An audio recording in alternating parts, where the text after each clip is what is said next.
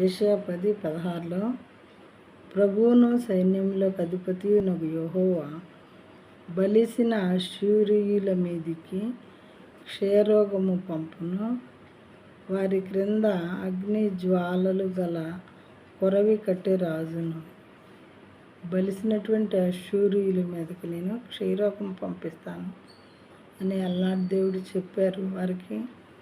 వాళ్ళ క్రింద నేను మరి అగ్నిజ్వాలలో కలిగినటువంటి కొరివిని పెడతాను, కాలుస్తాను వాళ్ళని అని చెప్పారు. అంటే ఏంటి?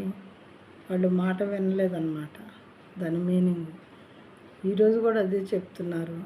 అవిధేయులైనటువంటి వాళ్ళతో దేవుడు మరి వాళ్ళు ఎంత బలిసిన వాళ్ళైనా సరే, అది ఏ విధమైనటువంటి బలమైనా సరే, వాక్యమించున్నటువంటి సహోదరి సహోదరులారా, మనం అర్థం చేసుకోవాల్సింది ఏంటంటే దేవుని కోపం అనేది మన మీద రాకుండా మనం చూసుకోవాలి. ఒకవేళ వస్తే ఆయన క్షయరోగాన్ని పంపవచ్చు, వేరే ఏదన్నా రోగాన్ని పంపవచ్చు, లేదా అగ్ని రాజపెట్టవచ్చు మన క్రింద.